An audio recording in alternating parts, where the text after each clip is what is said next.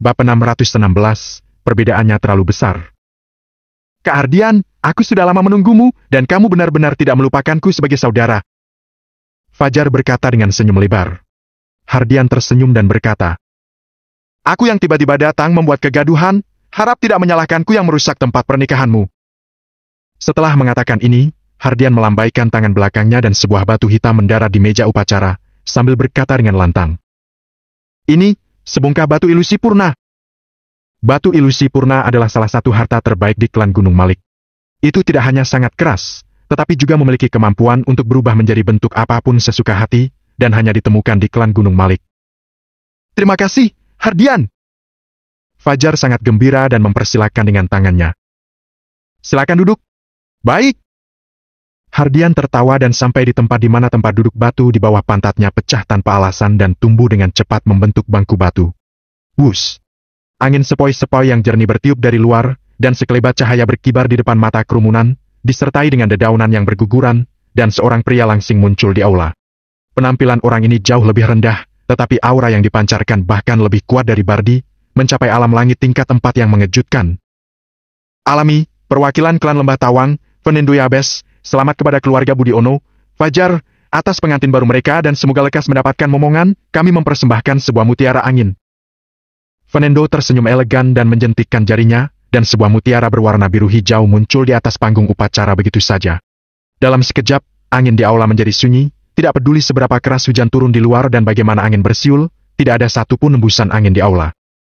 Mutiara angin? Itu adalah salah satu alat sihir terbaik di klan Lembah Tawang? Kak Fernando, kamu akan memberikannya padaku? Fajar berseru kaget. Klan Lembah Tawang telah bersahabat dengan keluarga Budiono selama beberapa generasi. Tidak peduli seberapa bagus harta karun itu tidak bisa dibandingkan dengan persahabatan 1000 tahun antara kedua klan kita. Fernando tersenyum dan mengangguk. Fajar berkata dengan penuh semangat. Sampaikan rasa hormat saya yang tulus kepada kepala klan atas nama saya kembali, silakan duduk. Fernando mengangguk sambil tersenyum dan mengambil tempat duduk di area tamu. Pada titik ini, klan Wanara, klan Gunung Malik dan klan Lembah Tawang semuanya mengirim orang dan memberikan hadiah besar. Ketiga keluarga itu berasal dari dunia luar, dan mereka semua adalah klan tersembunyi. Hanya ukuran ini sudah cukup untuk mewakili segalanya. Maaf, Tuan Muda Fajar, saya terlambat. Dua aliran cahaya datang menyerbu dan perlahan-lahan menyebar di aula, seorang pria dan seorang wanita berdiri di tempatnya, pria itu tampan, sedangkan wanita itu menawan dan feminin. Erin dengan temannya, Nigel. Dibandingkan dengan 3 orang di depan mereka, keduanya cukup lemah, tetapi mereka telah mencapai tahap menengah alam langit tingkat 1. Kenyataan bahwa telah mencapai alam langit tingkat 1 di usia yang begitu muda membuat perasaan Simon dan 2 orang lainnya menjadi tertekan dan aneh. Tidak perlu dikatakan, keduanya pasti juga berasal dari klan tersembunyi. Belum terlambat, Erin. Sudah menjadi kehormatan bagiku kalau kalian bisa mewakili klan Jurang Kekal untuk menghadiri upacara pertunanganku. Sayangnya, ada terlalu banyak tamu, jadi aku tidak bisa mentraktirmu sendirian. Aku akan menebusnya ketika ada kesempatan. Fajar tersenyum. Ketika dia berusia 12 atau 13 tahun, selama pertemuan antara 2 klan, dia dan Erin telah mengenal untuk waktu yang lama. Untuk pengalaman yang luar biasa itu, Fajar tidak diragukan lagi ingin mencobanya lagi. Kalau begitu, aku akan menantikannya. Wajah Erin seperti bunga, dan pahanya tampak lembut. Mempersembahkan aura rubah putih berusia 1000 tahun, tanda kecil penghargaan, terimalah, Kak Fajar. Nigel melambaikan tangannya, dan seekor rubah roh putih terbang keluar, melompat ke atas, meringkuk tubuhnya dan berubah menjadi roh putih. Suara keheranan datang dari seluruh keluarga Pambudi. Meskipun mereka tidak tahu apa-apa, mereka tahu bahwa aura rubah putih pasti bukan benda biasa. Cahaya dan yang lainnya tidak bisa berhenti tersenyum. Masing-masing dan setiap kekuatan yang datang tidak lebih lemah dari keluarga Budiono, dan mereka secara pribadi datang untuk memberi selamat kepada mereka secara langsung dan memberi mereka semua jenis harta yang diencerkan, yang disebut kehormatan. Klan besar dan kecil di Provinsi S semuanya pecundang, tidak ada bandingannya sama sekali. Alam C, Sekte Hujan, mempersembahkan sayap jaring api. Alama, Klan Takdir Surgawi, mempersembahkan daun pengunci hati. Alama, Pavilion Hutan. Disertai dengan aura menakutkan menyapu, berbagai kekuatan di semua sisi. Meskipun beberapa di antara kekuatan ini bukan bagian dari 36 klan tersembunyi, mereka yang bisa mendapatkan undangan dari keluarga Budiono pasti tidak lemah. Segera, aula itu dipenuhi oleh 30-40 orang, yang terlemah di antaranya telah mencapai alam langit setengah langkah. Jumlah 27 kekuatan besar alam langit tingkat 1 atau yang lebih tinggi, dan 9 kekuatan besar alam langit setengah langkah. Ada suatu masa ketika beberapa kekuatan besar di Provinsi Es dapat menghasilkan satu alam langit setengah langkah, dan mereka semua akan dianggap sebagai kekuatan teratas, tetapi dibandingkan dengan orang-orang ini, jarak di antara mereka seperti langit dan bumi. Terlebih lagi, sebagian besar dari orang-orang ini adalah junior, dan mereka telah melampaui orang-orang paling kuat di Provinsi Es. Perbedaan kekuatan terlalu besar, begitu besar sehingga membuat mereka putus asa. Simon dan yang lainnya menatap Agam dengan tajam. Wajah pria ini tenang, seolah-olah dia sudah menduganya. Karena Agam tidak berbicara, mereka tidak akan bertindak gegabah. Meskipun mereka tidak yakin dengan kekuatan Agam, mereka jelas tentang satu hal, Agam tidak akan pernah bertarung dalam pertempuran yang tidak dia yakini, dia berani melakukannya, dia pasti memiliki kepercayaan dirinya. Namun, barisan lawan sangat menakutkan sehingga banyak orang memiliki niat untuk mundur. Terima kasih semua telah datang langsung ke pesta pertunangan saya merasa sangat terhormat. Kata Fajar melihat hampir semua orang sudah datang, dia berkata dengan mempersilakan dan tersenyum. Semua orang mengangguk sambil tersenyum. Kebanyakan dari mereka tidak akrab dengan Fajar, jadi mereka datang untuk menghadiri perjamuan pertunangan. Itu hanya rutinitas dalam perjalanan mereka. Nyonya Miati dan Cahya melihat ke panggung yang dipenuhi dengan semua jenis harta karun, kemudian melihat penampilan luar biasa dari orang-orang ini. Semuanya begitu terhormat dan berstatus tinggi, sehingga mereka sangat gembira. Pada awalnya, ketika mereka mengetahui bahwa Agam adalah raja penguasa neraka, mereka bahkan pernah berpikir untuk berbicara tentang perdamaian. Namun, sekarang tampaknya Agam yang harus berbicara tentang perdamaian. Meskipun mereka hampir tidak pernah mendengar tentang kekuatan besar ini, menilai dari sikap Fajar, kebanyakan dari mereka setara, atau bahkan melampaui, keluarga Budi Ono. Apa itu menunjukkan sesuatu? Hal ini menunjukkan bahwa keluarga Pambudi tidak hanya ingin menjadi klan teratas di Provinsi Es, tetapi juga satu-satunya tuan di Provinsi Es. Mereka yang disebut keluarga Viander, semuanya akan menjadi pengikut mereka. Agam adalah raja penguasa neraka? Apanya yang raja penguasa neraka? Seperti yang dikatakan Queni, dia cukup kuat di Provinsi Es, tetapi dia bukan apa-apa. Kak Fajar, hewan-hewan ini juga diundang ke sini olehmu? Erin melirik 100 atau 200 orang di sisi Agam, dan matanya menunjukkan penghinaan. Dia bahkan menutup hidungnya dengan ringan, seolah-olah ada bau busuk yang menempel pada mereka. Sisanya juga melihat ke atas, wajah mereka menunjukkan rasa hina dan tidak senang. Siapakah mereka? Mereka adalah orang-orang yang berkuasa di tempat tinggi, yang dapat menentukan kehidupan ribuan orang hanya dengan membalikkan tangan. Di mata mereka, orang-orang biasa hanyalah sekumpulan ternak. Bagaimana mungkin seorang bangsawan berbagi kamar dengan ternak? Semua orang telah salah paham. Orang-orang ini adalah pasukan lokal di Provinsi Es. Apa yang mereka lakukan di sini hari ini? Oh, mereka datang untuk mengacau. Pada saat ini, ekspresi Fajar yang berlebihan menyebabkan ledakan tawa. Menarik, sangat menarik. Kapan seekor cacing menjadi begitu berani datang dan memprovokasi pasukan klan besar kita? Beberapa serangga terlihat bagus, tapi sayangnya, mereka hanya pantas menjadi tukang sapu di Gunung Kekal.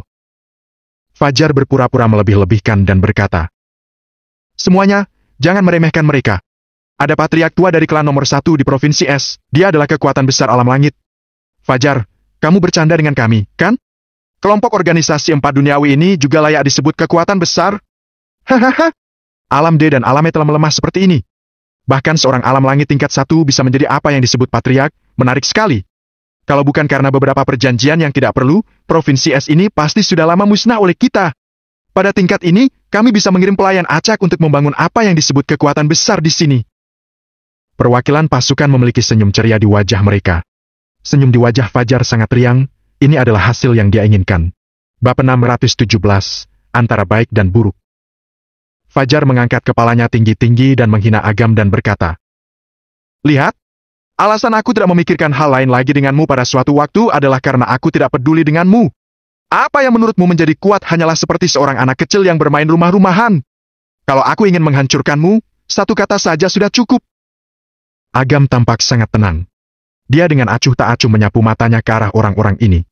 Terakhir kali mereka mengganggu persidangan, sisa-sisa orang yang telah dilepaskan kini dipimpin oleh Erin dan yang lainnya, telah datang 7 atau 8 kali, dan masih ada bagian dari mereka yang belum datang. Melihat situasinya, mereka seharusnya tidak datang. Agam menggelengkan kepalanya dengan kecewa. Dia berniat untuk membunuh mereka semua, tetapi melihat situasinya, dia masih ingin menangkap mereka untuk diadili. Agam merasakan aura dan sudut mulutnya terangkat sedikit. Ada keuntungan yang tak terduga. keluarga Haryanti dari ibu kota kekaisaran, datang untuk memberi selamat kepada kami. Suara pria tua yang tajam terdengar dari luar. Keluarga Haryanti? Mendengar hal ini, semua orang tersadar. Termasuk perwakilan dari klan tersembunyi juga berdiri. Salah satu dari 8 klan super tersembunyi, keluarga Haryanti, klan tersembunyi yang menggabungkan sumber daya keuangan, kekuatan, dan kekuatan, lebih kuat daripada kekuatan manapun yang ada. Seorang pria dengan celana pendek memainkan kacang di tangannya sambil berjalan dengan langkah yang sombong. Dia diikuti oleh seorang pelayan tua dengan aura yang tidak biasa, mencapai alam bumi tingkat 9 dan juga alam kehidupan tingkat 9. Dika! Wajah Kiano berubah. Dia telah berpapasan dengan Dika dan sekilas mengenali identitas pria itu. Dika adalah anggota garis keturunan langsung keluarga Haryanti, dan kakeknya adalah Jenderal Hinata yang terkenal dari keluarga Haryanti, dan memainkan peran penting dalam keluarga Haryanti. Dika adalah seorang pria yang tidak berpendidikan yang bernafsu akan kecantikan dan bahkan lebih tidak masuk akal daripada Fajar.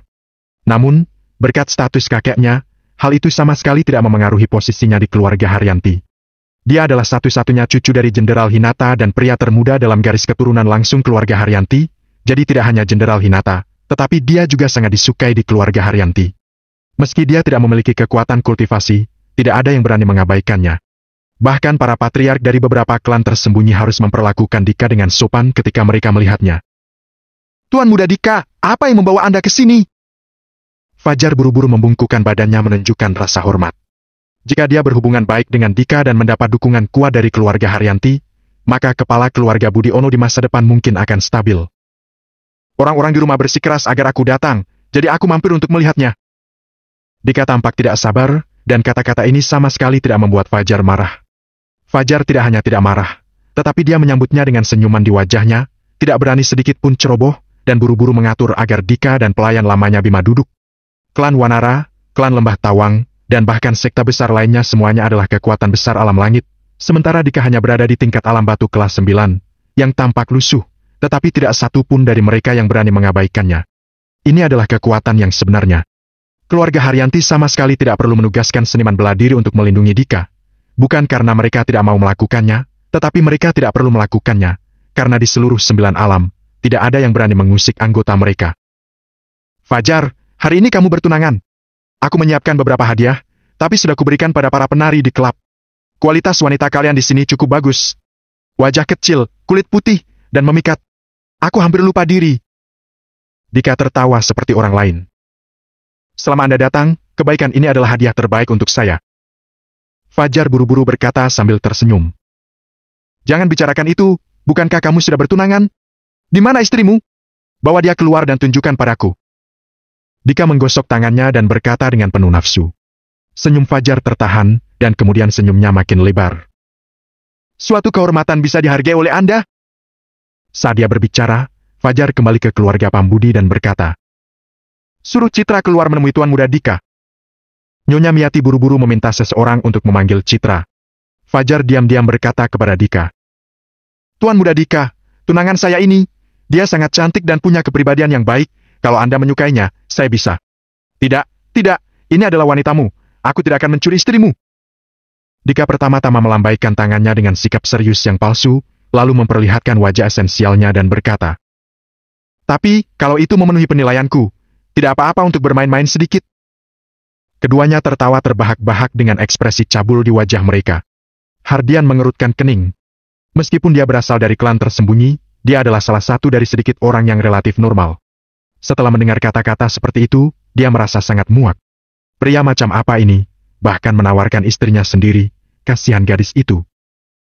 Tuan Muda Dika. Bima membungkuk dan berbisik. Kita bertemu musuh. Keluarga Haryanti kami masih punya musuh di 9 wilayah. Dika mengangkat alisnya. Lihat, itu dia. Bima memiliki ekspresi jahat di wajahnya saat dia menunjuk ke arah Agam yang berada tidak jauh. Sial. Semua mata tertuju pada Agam. Dika menyapu pandang dan ekspresinya langsung berubah ganas. Itu kamu! Sebelumnya, dia telah melakukan hubungan seksual secara berlebihan dan menderita penyakit tersembunyi. Dia mencari batang biduk surgawi dan ingin menghidupkan kembali dirinya. Alhasil, Agam merusak rencananya itu. Di bawah keserakahannya, dia mengambil setetes batang biduk surgawi, menyebabkan energi positifnya melonjak. Jika dia tidak diselamatkan tepat waktu, dia akan menjadi Kasim sekarang. Bagi Agam, dia sangat membencinya. Dia baru saja pulih dalam 2 hari terakhir dan berencana untuk menyelesaikan masalahnya dengan Agam setelah pesta pernikahan. Tetapi dia tidak pernah menyangka akan bertemu dengannya di sini. Reaksi Dika mengejutkan semua orang. Kedua belah pihak memiliki sikap yang berbeda. Keluarga Pambudi sangat gembira. Melihat Dika seperti ini, jelas bahwa dia memiliki permusuhan dengan Agam. Apa sebenarnya identitas Dika? Dika adalah putra dari keluarga Haryanti, dan melihat cara perwakilan dari klan tersembunyi ini menghormatinya, orang bisa menilai betapa menakutkan latar belakangnya. Tidak disangka Dika bermusuhan dengan Agam, ini adalah kabar baik bagi keluarga Pambudi. Haha, sudah kubilang pecundang ini gelisah, tidak hanya dia menyinggung banyak orang, dia juga menyinggung keluarga Haryanti, hari ini dia sudah mati. Setelah sekian lama, dia masih sial seperti itu. Untungnya, tadi kami memutuskan hubungan kami dengannya. Kalau tidak, keluarga Pambudi kami juga akan terlibat. Semua orang di keluarga Pambudi merasa sombong. Selama Agam tidak beruntung, itu adalah hal yang bagus. Cahya bahkan menari dengan gembira. Di masa lalu, Agam telah berperang melawan keluarga Effendi dan keluarga Viander, tetapi sekarang dia telah menyinggung keluarga Haryanti. Siapa lagi yang bisa melindunginya? Melihat bahwa dia belum mati kali ini. Sebaliknya, pihak Agam. Semua orang sedih dan murung. Dengan kekuatan Agam, membuat musuh dari satu keluarga Budi Ono sepertinya bisa ditanggung. Jika dia harus membuat musuh dari begitu banyak keluarga tersembunyi, mungkin masih ada ruang untuk berdamai. Namun, jika mereka mempermalukan keluarga Haryanti ibu kota kekaisaran, maka mereka semua harus dilikuidasi. Mereka tidak bisa melihat sedikit pun harapan untuk membalikkan keadaan. Mereka memiliki 30 hingga 40 kekuatan besar alam langit, dan mewakili banyak keluarga tersembunyi, dan sekarang ada keluarga Haryanti di kota, jadi bagaimana ini bisa dimainkan? Fajar menahan kegembiraannya dan berkata dengan berbisik. Tuan Muda Dika, Anda punya dendam terhadap orang ini? Tepat pada waktunya, saya akan membalas dendam Anda. Bagus sekali, saya ingin Anda membiarkannya hidup-hidup, lalu mengebiri dia, lalu menangkap seluruh wanita di keluarganya, hehehe. Dika menunjukkan senyuman. Seluruh keluarga? Seluruh keluarganya sudah lama meninggal, hanya satu kakak perempuan yang tersisa, tapi saudara perempuannya itu sangat cantik dan lembut, pasti memuaskan selera Anda. Fajar berkata dengan wajah tersanjung. Tidak apa-apa, cepat lakukan, aku menunggu untuk menikmatinya. Dika menarik ikat pinggang celananya dan menjilat bibirnya. Fajar menegakkan tubuh dan menatap Agam dengan senyum sengit. Karena Tuan Muda Dika telah memberitahu, haruskah aku menyuruh seseorang melakukannya? Atau apa kamu sendiri yang akan menawarkan kakakmu untuk dinikmati Tuan Muda Dika? Kata-kata kejam seperti itu sungguh menyebalkan. Wajah Hardian berubah dan dia ingin membantah Fajar beberapa kali, tetapi semua orang memusuhi Agam. Jadi jika dia berdiri, dia pasti akan menjadi sasaran semua orang. Ada beberapa perwakilan lain yang sedikit mengerutkan kening, juga merasa ada yang tidak beres dengan Fajar dan yang lainnya. Perubahan halus dari orang-orang ini semuanya berada di bawah pandangan Agam. Baik dan jahat hanya dalam pikiran. Apa yang tidak mereka ketahui adalah bahwa karena mereka masih memiliki niat pikiran baik yang benar-benar mengubah nasib mereka dan kekuatan di belakang mereka. Bab 618, memaksa si pemimpin. Melihat Agam tidak mengatakan apa-apa, kerumunan orang berpikir bahwa dia takut. Jangan menunda. Tidak baik kalau kita melewatkan waktu yang menguntungkan. Shura membuka mulutnya. Oh, Kak Shura, apa maksudmu? Fajar bertanya sambil tersenyum. Aku bisa membunuh lebih dari 100 hewan ini dengan satu pedang, tapi ini terlalu tidak etis. Shura tersenyum dan berkata, aku menyarankan demi keadilan, bagaimana kalau satu orang mendapatkan beberapa bagian? Sepertinya tidak pantas untuk membunuh seseorang di perjamuan pertunangan, kan? Hardian akhirnya tidak bisa menahan diri dan berkata dengan suaranya yang berat. Melihat darah sama dengan melihat warna merah, itu hal yang baik, apa yang salah dengan itu? Shura menjilat bibirnya dan berkata, hahaha, proposal ini mengatakan, siapapun di antara kalian yang ingin berpartisipasi, mereka yang mendaftar lebih dulu adalah mereka yang akan mendapatkan beberapa kepala lagi. Fajar bertepuk tangan dengan gembira dan berteriak kepada perwakilan pasukan. Aku akan melakukannya. Ajak aku. Kalau kalian ingin aku memberitahu kalian apa yang harus dibagi, mengapa kalian semua tidak mengandalkan kemampuan kalian dan bekerja sama? Ketika saatnya tiba, kemudian siapapun yang membunuh orang akan dianggap sebagai pemenang, bagaimana menurut kalian? Orang-orang ini tidak bermoral dan memulai kompetisi pria es di depan umum. Mereka tanpa berkedip memperlakukan Agam dan rakyat biasa sebagai ternak. Tawa mencemooh serta ekspresi buruk, mereka semua menunjukkan kejahatan di belakang mereka. Hentikan semuanya! Tiba-tiba, teguran marah datang dari luar, dan aura megah menyapu seluruh ruangan dan memenuhi seluruh aula. Aula itu seketika menjadi hening dan semua mata tertuju ke arah pintu keluar. Seorang pria tua datang melangkah masuk dengan kehadiran yang menindas yang kuat yang membuat napas mereka semua tertahan. Awalnya Dika meremehkannya, tetapi setelah hanya satu kali melihat, wajahnya berubah drastis dan dia berdiri ketakutan, memaksakan senyuman dan berkata, "Kakek Ibnu, apa yang membawa Anda ke sini?" Pemimpin itu adalah kepala zona perang ibu kota kekaisaran, Panglima tertinggi 9 alam surgawi, Yipno. Meskipun Yipno bukan anggota keluarga Haryanti, dia adalah kawan lama kakek Dika, Jenderal Hinata, dan kekuatan ibu kota kekaisarannya tidak sedikit pun lebih lemah daripada seorang tetua tertentu dari keluarga Haryanti. "Dika, kakekmu memintamu datang untuk mengantarkan hadiah, bukan untuk memamerkan kekuatanmu." Yipno mengeluarkan teguran marah, mengejutkan telinga Dika. Dika tertawa dengan garing dan berkata, "Kakek Yipno, bukan Dika yang membuat masalah, tapi orang ini yang menyebabkan saya celaka lebih dulu. Bima bisa bersaksi tentang ini, kakek bisa tanya padanya kalau tidak percaya pada saya." Bima gemetar, tidak berani menyinggung perasaan kepala keluarganya atau berhubungan dengan nasib buruk Yipno, dia hanya bisa tersenyum pada lawannya, termasuk Yipno, dengan kagum. Melihat Dika terdorong, perwakilan lain dari klan tersembunyi semuanya terdiam. Termasuk Shura, dia juga tidak berbicara. 9 alam surgawi menjaga perbatasan Indonesia, ada banyak orang yang kuat di sana. Di antara mereka, bahkan ada beberapa monster di antara mereka, sehingga seniman bela diri teratas dari patriark keluarga pun sangat takut pada mereka. Sebenarnya mereka memenuhi syarat untuk ditempatkan di berbagai wilayah di 9 alam sudah menjelaskan semuanya. "Siapa orang tua ini?" Cahya bertanya pada Fajar dengan berbisik. "Diam!" Fajar melotot.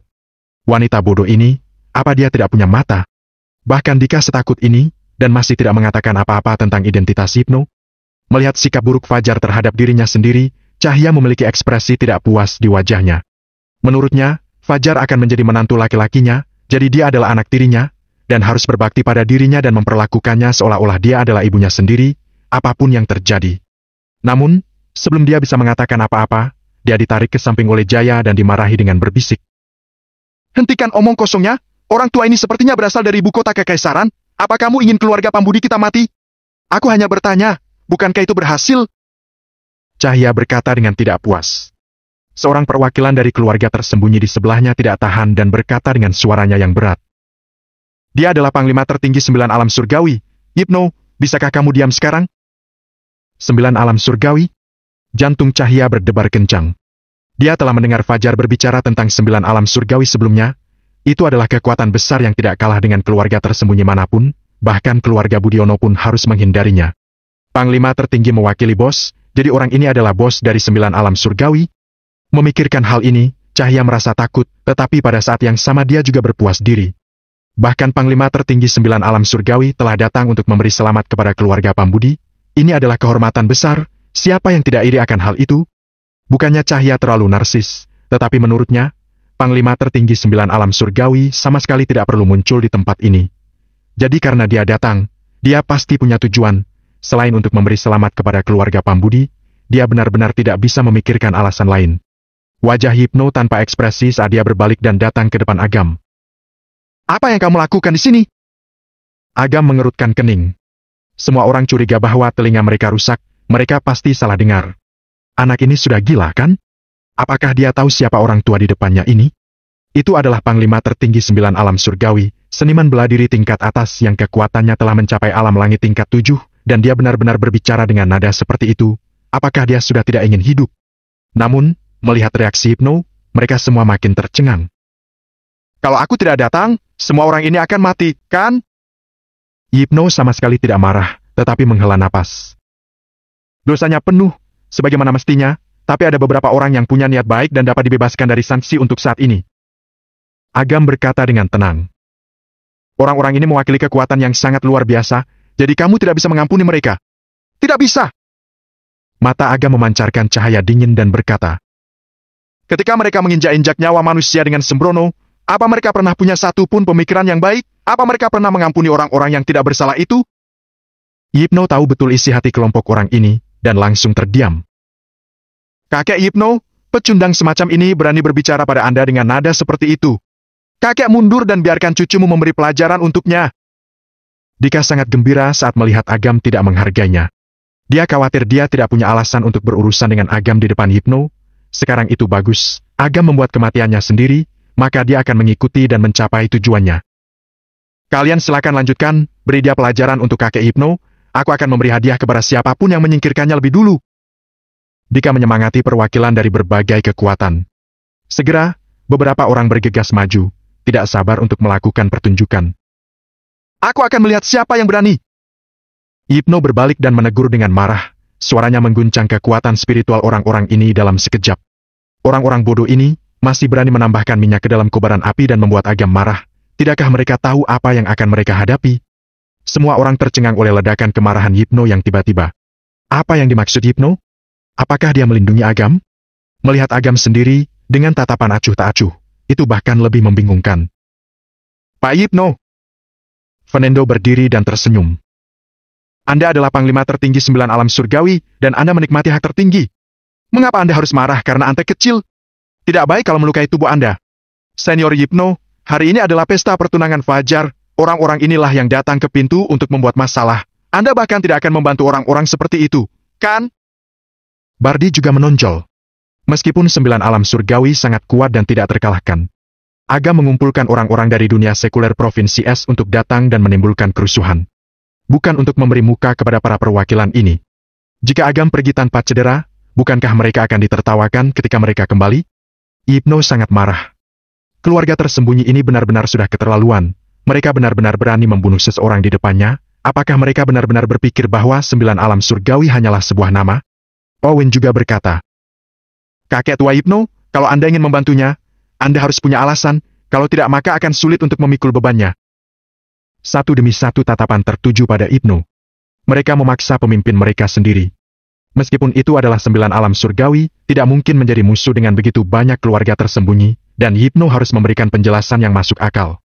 Jika tidak, akan tetap sulit bagi Agam untuk lolos dari kematian hari ini. Bab 619, Hadiah Pengantin. Alasan? Baiklah. Mata sayu Hypno hampir memuntahkan amarah. Kalimat berikutnya mengejutkan penonton. Dia menunjuk Agam dan berkata, Orang ini adalah wakil komandan 9 alam surgawi. Kalau kalian menyerangnya, kamu akan menjadi musuh dengan 9 alam surgawi. Apa alasan ini cukup? Apa? Aula itu gempar. Termasuk Simon dan yang lainnya, mereka juga terkejut. Agam, wakil komandan 9 alam surgawi? Ini terdengar seperti dongeng. Jika orang lain mengatakannya, mereka pasti akan ditertawakan. Namun, jika dikatakan oleh Hypno sendiri, itu sudah beda cerita. Sebagai panglima tertinggi 9 alam surgawi, Hypno tidak akan pernah mengucapkan kata-kata yang tidak bertanggung jawab di depan begitu banyak perwakilan keluarga tersembunyi hanya demi sebuah kehormatan. Hanya ada satu kemungkinan, apa yang dia katakan itu benar. Cahya awalnya ingin menyaksikan kesenangan dan melihat bagaimana Agam akan dihancurkan oleh serangan kelompok itu. Namun, setelah mendengar kata-kata Hypno, dia benar-benar tercengang. Tidak perlu mengatakan lebih banyak tentang kekuatan 9 alam surgawi. Mereka yang bisa menjadi wakil komandan 9 alam surgawi pasti adalah orang yang sangat kuat dan memiliki kontribusi yang sangat besar. Agam? Dia adalah wakil komandan 9 alam surgawi? Atas dasar apa? Wajah perwakilan dari berbagai keluarga tersembunyi satu persatu menjadi buruk. Fernando dan Bardi menggerakkan bibir mereka dan perlahan-lahan duduk. Meskipun mereka tidak tahu mengapa Agam memiliki identitas seperti itu, karena itu berasal dari mulut Hypno, itu pasti tidak salah. Wakil komandan 9 alam surgawi. Meskipun Agam adalah orang biasa, mereka tidak boleh mengambil tindakan tanpa izin, jika tidak, mereka hanya akan mempermalukan 9 alam surgawi. Mungkin mereka bergabung dan tidak takut pada 9 alam surgawi, tetapi jika harus menyinggung 9 alam surgawi demi kehormatan jelas tidak sepadan. Dika tersandung dan hampir terduduk karena ketakutan. Bima, ini bohong, kan? Orang ini akan menjadi wakil komandan 9 alam surgawi. Dika bergumam pada dirinya sendiri, dan kemudian matanya berubah menjadi ganas. Jika Agam adalah wakil komandan 9 alam surgawi, bukankah dia tidak punya cara untuk keluar dari sifat buruknya ini? Karena senior Hypno mengumumkannya di depan umum, pasti tidak ada kepalsuan. Apalagi, Buddha tua sebelumnya telah mengetahui bahwa 9 alam surgawi telah menunjuk seorang wakil komandan. Usia dan identitasnya tidak diketahui, tetapi dia mengetahui bahwa dia berasal dari Provinsi S, jadi kupikir seharusnya tidak ada orang lain selain dia. Bima juga gemetar ketakutan, dan dia tidak bisa berbicara dengan cepat. Tapi, Tuan Muda, Anda jangan berkecil hati. Anak ini telah menyinggung perasaan banyak orang, walau dia adalah seorang wakil komandan 9 alam surgawi, cepat atau lambat dia akan jatuh. Bima berkata dengan menghibur. Cepat atau lambat, akan seberapa lama? Aku tidak sabar menunggu saat itu. Dika berteriak marah dan mengeratkan giginya. Setelah aku kembali, aku pasti akan meminta kakek untuk menggulingkannya. Sial, aku harus mengeluarkan napas jahat ini. Cepat atau lambat, aku akan bermain dengan adiknya sampai mati. Kalau Anda tidak terima, setelah hari ini, saya akan mengirim seseorang untuk menculik wanita itu dan membawanya ke tempat tidur Anda. Lagi pula, ada banyak orang dan dia mungkin tidak tahu itu kita. Bima berkata dengan kebencian di matanya. Mata Dika berbinar dan dia menyipitkan matanya dan berkata, Bagus, ayo kita lakukan. Walaupun keadaan memburuk, dengan perlindungan kakekku, apa yang berani dia lakukan padaku sebagai seorang wakil komandan? Aula itu begitu sunyi sehingga bahkan suara jarum perak yang jatuh pun bisa terdengar dengan jelas. Nyonya Miati, Jaya dan yang lainnya sangat takut sehingga mereka tidak berani berbicara. Bahkan Queenie menutup mulutnya. Awalnya dia datang ke sini karena dia ingin mengalahkan Agam dan memamerkan pengetahuan dan kemampuannya di depan umum, tetapi dia tidak pernah menyangka bahwa dia akan dipermalukan. Seperti orang yang tidak berpengalaman, sungguh ironis jika mengingatnya kembali. Agam telah memberi keluarga Pambudi terlalu banyak kejutan hari ini. Tidak hanya sebagai penguasa Provinsi Es, tetapi dia juga raja penguasa neraka yang legendaris juga wakil komandan 9 alam surgawi. Siapa sangka menantu yang dulunya menumpang dan tidak disukai oleh keluarga Pambudi di setiap kesempatan dan diusir dari rumah akan mencapai prestasi seperti itu hanya dalam 2 atau 3 bulan, tidak akan pernah ada orang lain yang seperti itu. Adapun di sisi Agam, Simon, Zaidan, dan yang lainnya sama terkejutnya. Mereka memandang pemuda di depan mereka dengan cara yang rumit. Tidak heran dia tidak memiliki sedikit pun kepanikan sepanjang waktu. Tidak heran dia tidak pernah menatap orang-orang ini. Tidak heran dia bermata tajam.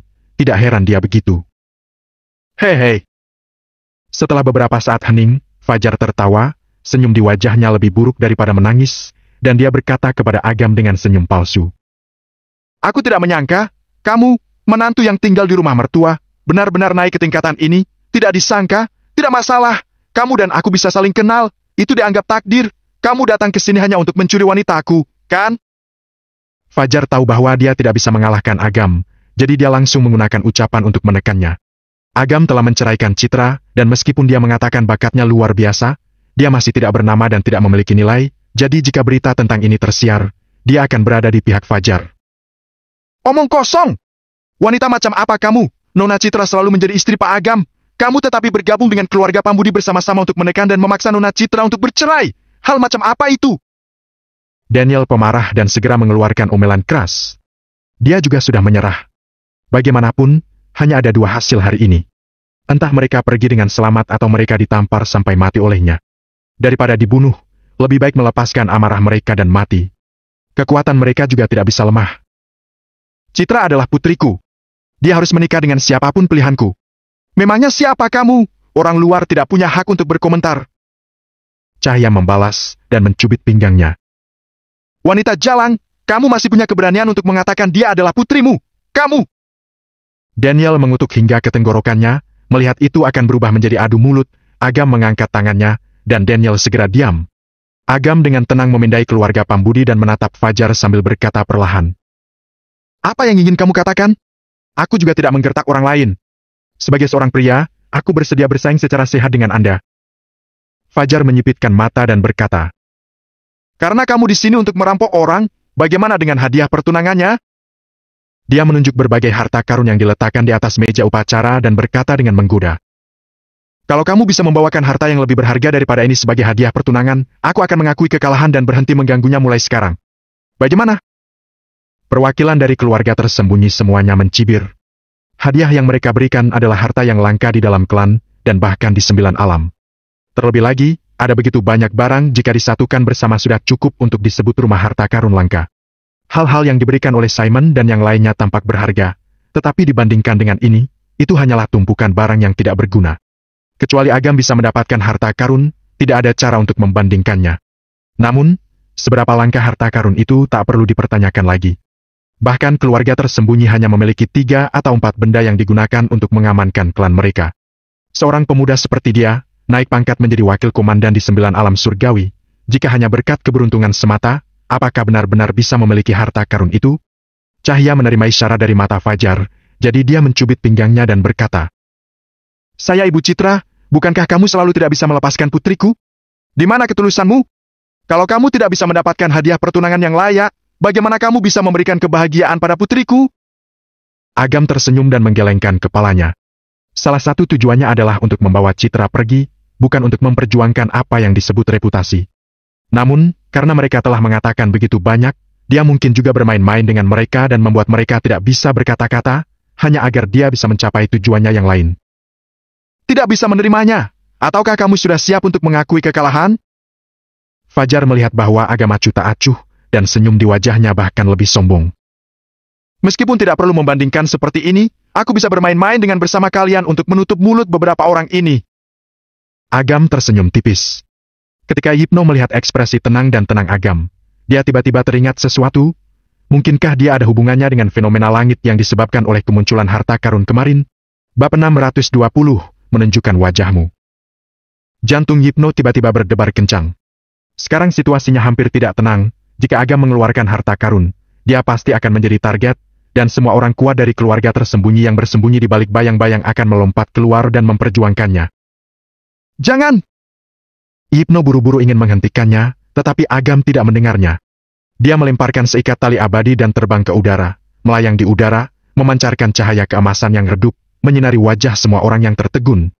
Riak emas memancar dari tali abadi, menyebabkan jiwa semua yang hadir bergejolak. Fernando, Bardi, Hardian, Erin dan yang lainnya semuanya menatap dengan tatapan kosong. Seseorang berseru dengan lantang. Harta karun! Perwakilan dari keluarga tersembunyi ini seperti hiu yang telah mencium bau darah, masing-masing dengan mata merah, sangat bersemangat. Sebagian besar keluarga tersembunyi telah mengandalkan alat sihir dan warisan yang ditinggalkan oleh nenek moyang mereka yang lama untuk melanjutkan hidup sampai hari ini. Karena karakteristik warisan, sulit untuk menerobos lagi di atas fondasi. Oleh karena itu, sebagian besar keluarga tersembunyi sama seperti 100 tahun yang lalu dan akan tetap sama 100 tahun kemudian, dan sulit untuk membuat terobosan besar. Jika harta karun diperoleh, itu akan memecahkan kebuntuan selama 1000 tahun dan kekuatan serta peringkat keluarga meningkat dengan pesat. Tidak ada kekuatan yang bisa menahan godaan harta karun. Mungkinkah ini harta karun dari kemarin? Erin merenung sejenak dan berseru dengan terengah-engah. Perwakilan dari pasukan semuanya terdiam.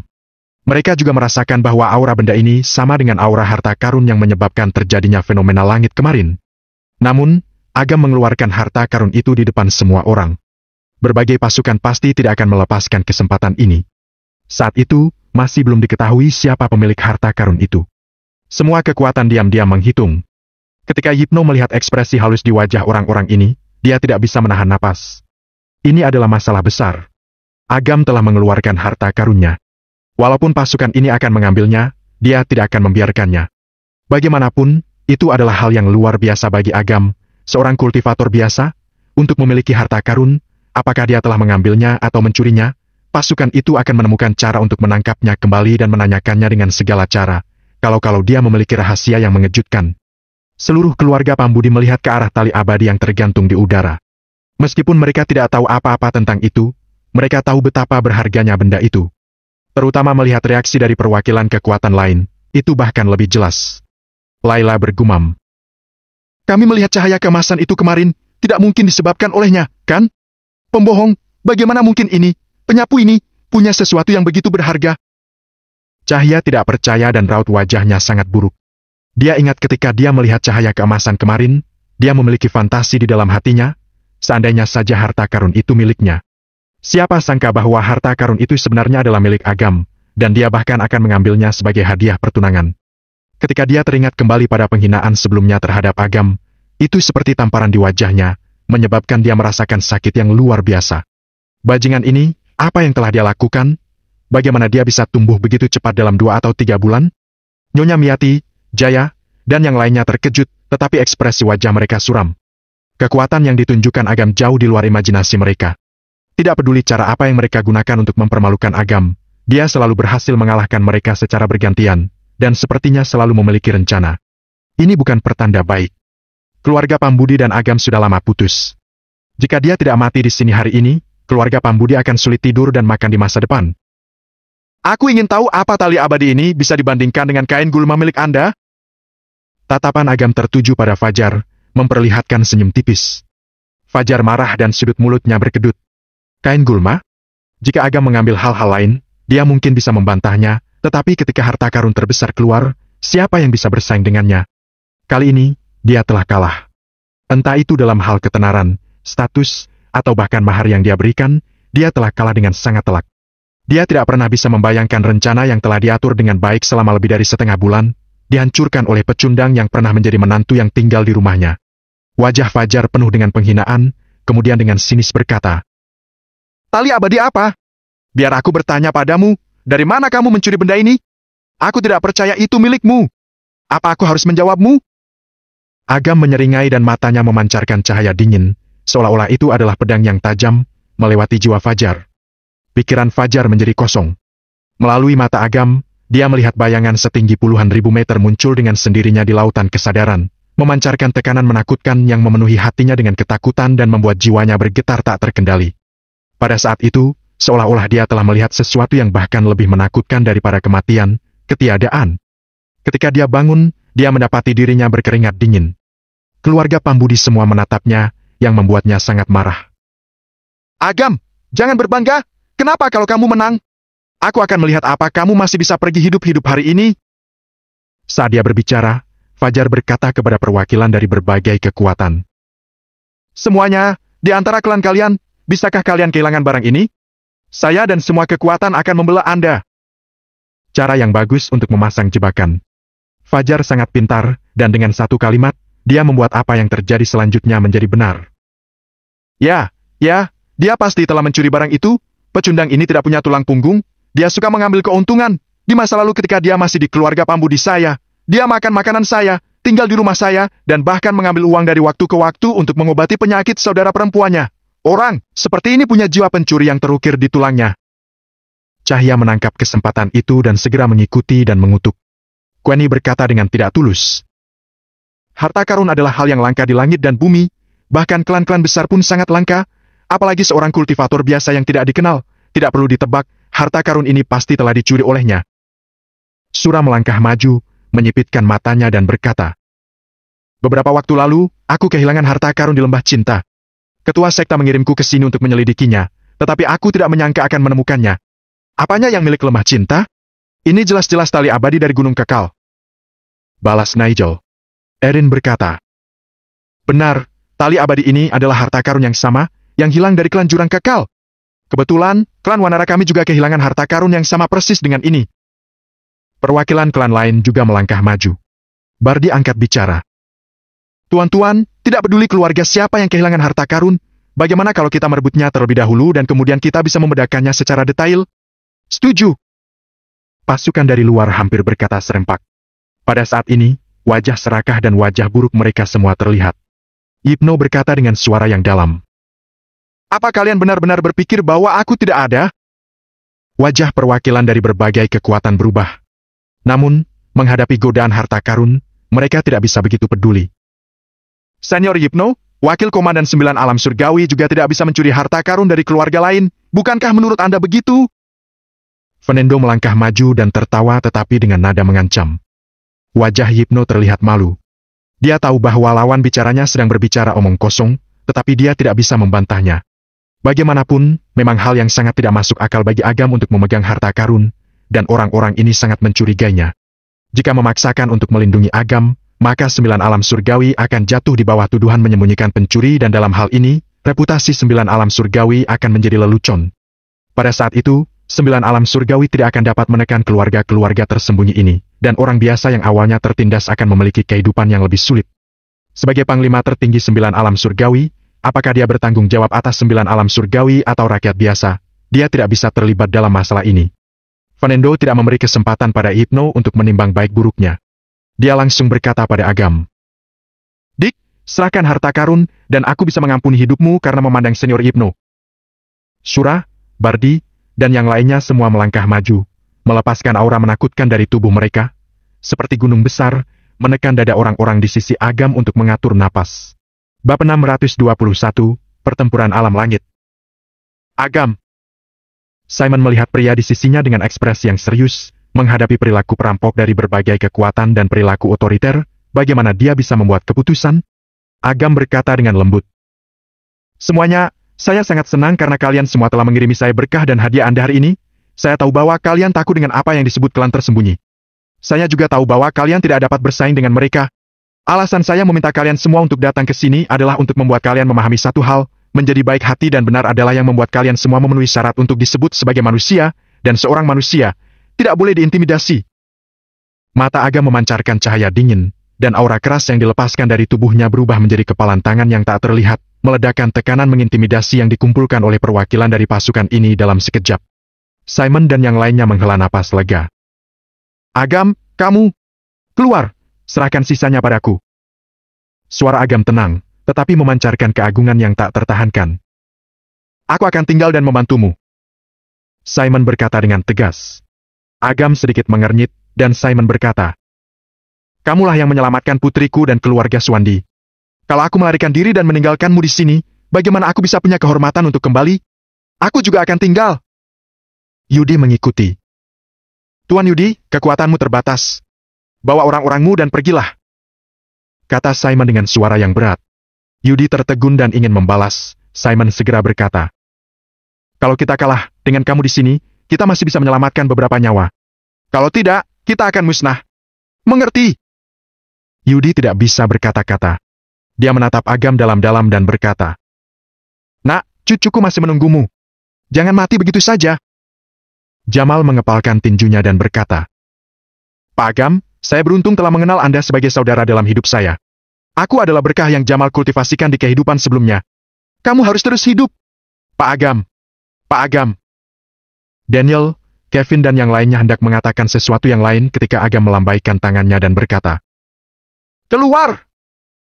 Yudi menarik napas dalam-dalam dan memimpin kerumunan untuk bergegas pergi melalui pintu utama.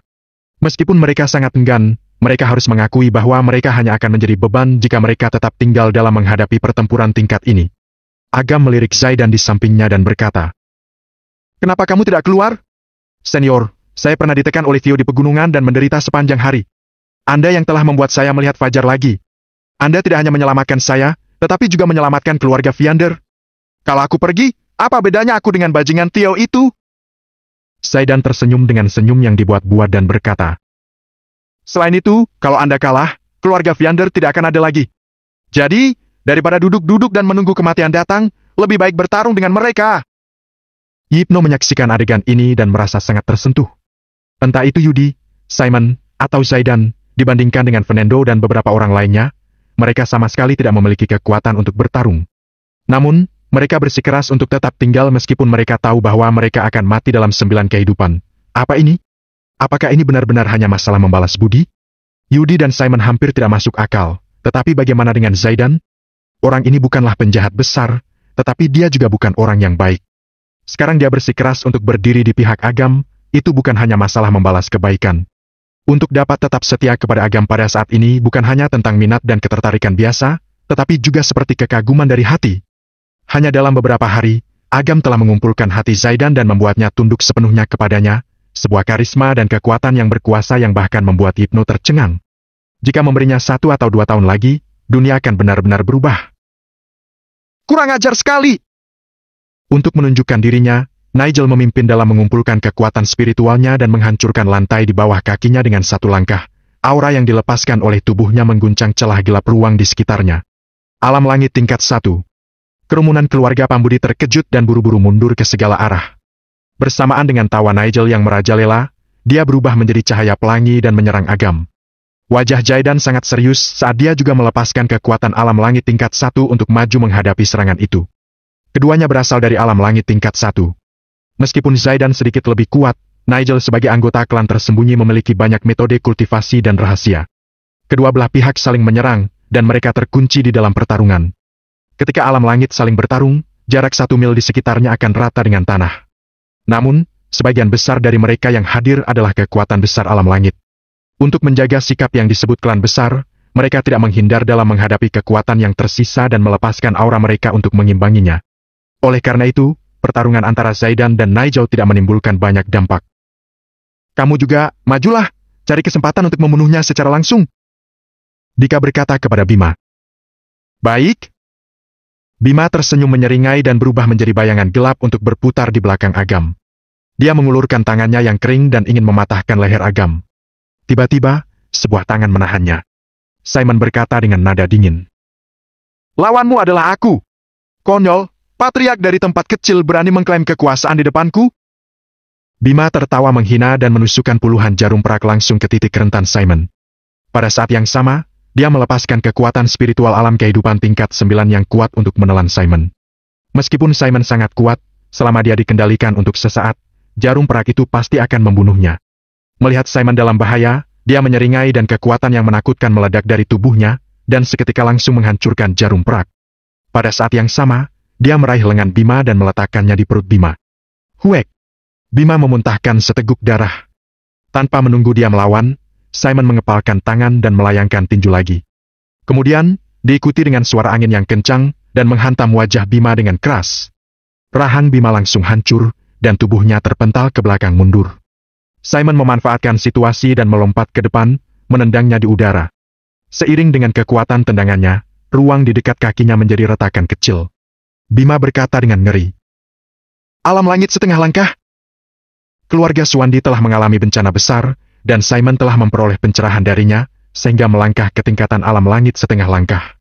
Ini adalah sesuatu yang telah dirasakan Agam sejak lama, itulah sebabnya dia merasa lega membiarkan dia berurusan dengan Bima.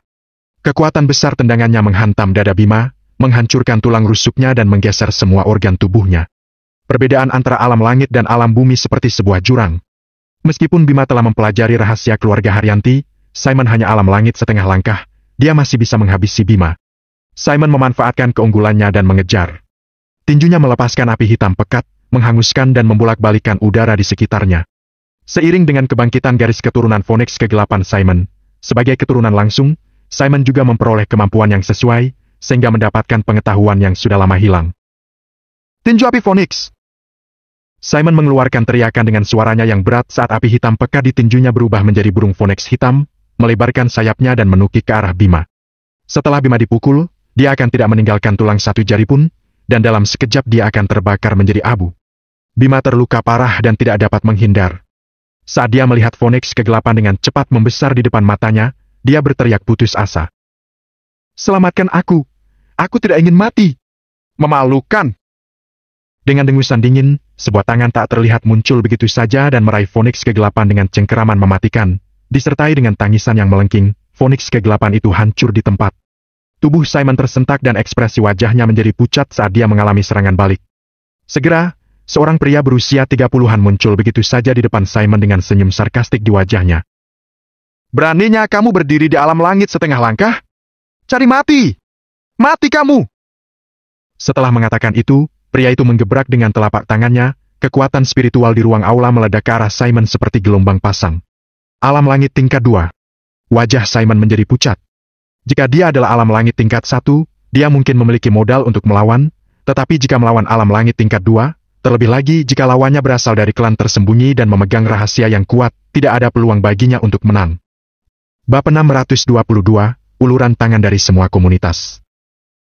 Gelombang kekuatan pertama, ditahan dengan paksa oleh Simon. Gelombang kekuatan kedua datang dengan kekuatan 2 kali lipat dan langsung menghancurkan semua pertahanan yang sudah disiapkan oleh Simon. Pada saat bersamaan, pertempuran antara Zaidan dan Nigel, ditambah dengan bergabungnya seorang dengan kekuatan alam langit tingkat 2 dari perguruan naga darah. Zaidan yang dalam keadaan kelelahan melawan Nigel dan akhirnya kalah hingga muntah darah. Situasinya benar-benar berat sebelah. Bunuh mereka! Teriak Fajar sambil melambaikan tinjunya dengan semangat. Setelah Simon dan Zaidan dibunuh, maka Agam akan kehilangan 2 orang jenderal. Dia memiliki modal apa untuk bersaing denganku? Zaidan dilemparkan ke bawah dan sebelum dia bisa bangkit, Nigel dan mereka berdua bersama menghantam dengan kekuatan yang menghancurkan. Wajah Zaidan tampak putus asa. Dia sudah kehabisan tenaga, sama sekali tidak mampu melakukan perlawanan. Manusia lemah! Ingat, orang yang membunuhmu adalah Quantrey Wilbur dari Pavilion Gelombang Pemunah. Kata Quantrey kepada Simon dengan pandangan sombong. Pavilion Gelombang Pemunah bukanlah klan tersembunyi. Karena hal ini maka Quantrey pertama kali muncul adalah untuk memamerkan kekuatan untuk memperkuat gengsinya. Gelombang ketiga dengan kekuatan datang satu demi satu. Energi Simon seolah terkunci oleh gelombang yang seperti pasang surut, hingga tidak bisa bergerak sama sekali. Simon tertawa pasrah kemudian menutup mata untuk menyambut kematian. Shoot! Tiba-tiba muncul seberkas cahaya berwarna merah darah, bergerak menyapu jurus mematikan dari ketiga orang itu. Cahaya itu menembus tubuh ketiganya tanpa halangan. Mereka bertiga mengira karena mata mereka silau, sehingga tidak terlalu memedulikan. Namun, di saat berikutnya terjadi adegan yang sangat mengejutkan. Dua gelombang serangan yang hendak mencabik Simon dan Zaidan langsung hancur dan melemah. Hanya tinggal gumpalan asap yang melewati mereka berdua. Situasi ini terlalu aneh. Bahkan Fernando, Bardi, dan yang lainnya juga tidak tahu apa penyebabnya. Entah kenapa aula menjadi sunyi. Ah! Teriakan Kuantre yang terdengar menyedihkan memecah kesunyian. Hanya tampak garis merah yang aneh muncul di perut Kuantre, kemudian membuat sobekan yang melenyapkan energi spiritual. Garis merah itu dengan cepat meluas. Di bawah pandangan ketakutan dari semua orang, garis itu membelah tubuhnya tepat di tengah. Begitu juga dengan Nigel dan tetua perguruan naga darah. Ketiga orang tersebut terbelah menjadi dua, kemudian tubuhnya terjatuh. Teriakan ketiga orang itu memenuhi seluruh aula. Suasananya terasa sangat aneh. Tiga orang kekuatan besar alam langit, tubuhnya terbelah tanpa alasan. Ini terlalu aneh. Orang yang melihat tempat kejadian, selain Hypno yang memiliki alam langit tingkat 7, tidak ada yang mampu melakukan sampai seperti ini. Pandangan semua orang tertuju pada Hypno. Wajah Hypno tampak tertegun. Tiba-tiba, dia menatap lurus pada Agam. Dari telapak tangannya hanya tampak muncul cahaya merah samar, sedangkan di telapak tangannya tampak sebilah pisau pelahap nyawa sepanjang 10 cm yang memancarkan aura membunuh yang sangat kuat. Sama persis dengan garis merah yang membelah Kuantre dan Nigel. Pelakunya adalah Agam. Wajah Bardi, Fernando, Fajar dan semua orang berubah drastis. Ternyata dia hanya menggunakan satu jurus untuk membunuh Kuantre bertiga. Sudut mulut Fajar berkedut. Awalnya dia kira kemampuan Agam tidak lebih dari alam langit tingkat 1.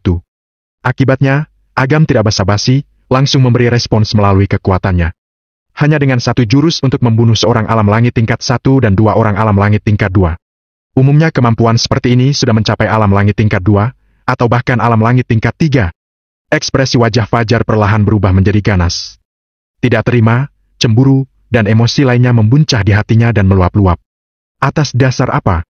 Apa yang membuatnya begitu beruntung?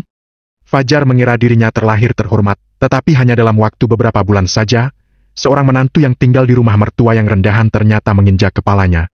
Tidak hanya dalam hal kekuasaan, kemampuan, bahkan dalam hal kekuatan pun Agam berada jauh melebihinya. Mulai dari sekarang, dia hanya bisa menengadah untuk melihat Agam. Bagaimana mungkin hal ini membuatnya menerima dengan rela? Namun, dia tidak punya pilihan. Walaupun dia meminjam kekuatan keluarga Budiono, tetap saja tidak mudah menghadapi seorang yang memiliki kekuatan sebesar alam langit tingkat 3. Agam membuka telapak tangannya dan di hadapannya muncul pisau pelahap nyawa sepanjang 10 cm. Memancarkan gelombang cahaya berwarna merah darah kemudian membentuk riak yang mengerikan di udara. Duar. Petir melesat ke langit, menggetarkan semua orang. Wajah masing-masing perwakilan tampak lebih malu satu sama lain. Kekuatan Agam berasal dari kekuatan pahala. Kecuali dia menunjukkan kekuatannya atau tidak ada orang yang bisa melihatnya. Awalnya dikira Agam adalah seorang yang lemah, yang dapat dengan mudah dibunuh. Tidak pernah disangka, dia hanya menggunakan satu tebasan untuk membunuh 3 orang kekuatan besar alam langit, yang mana 2 orang di antaranya adalah alam langit tingkat 2. Kekuatan yang hadir sebagian besar kurang lebih berada di tingkat 2. Sementara kekuatan yang ditunjukkan oleh Agam sudah mengancam nyawa mereka.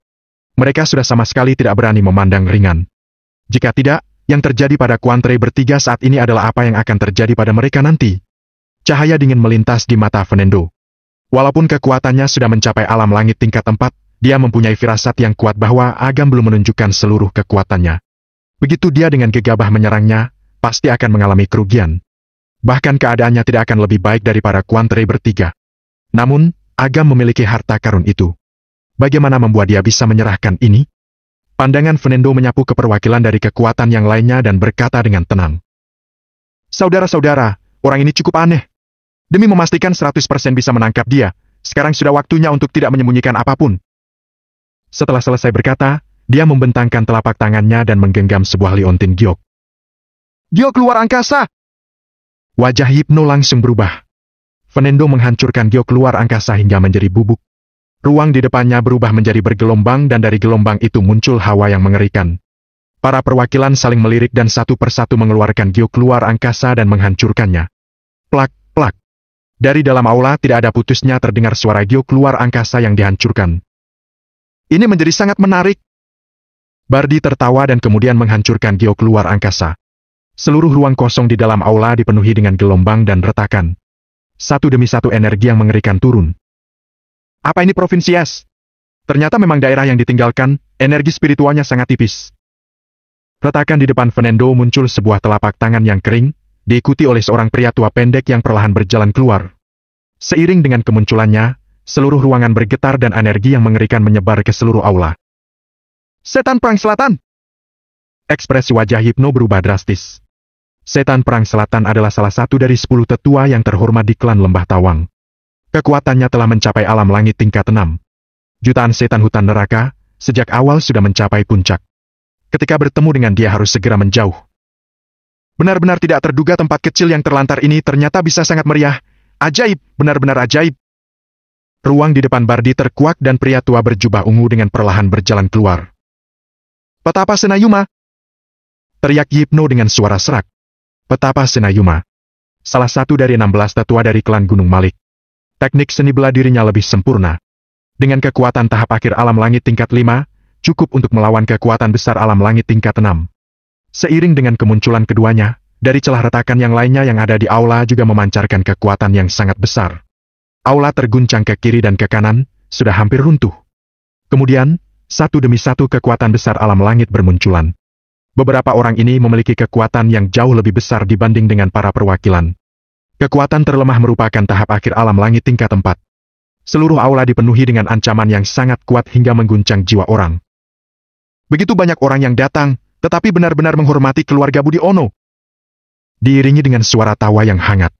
Dari ruang yang penuh gelombang, seorang pria tua muncul begitu saja. Tetua Tristan! Fajar sangat gembira dan buru-buru menangkupkan tangannya. Tristan Budi Ono adalah salah satu ahli dari keluarga Budi Ono.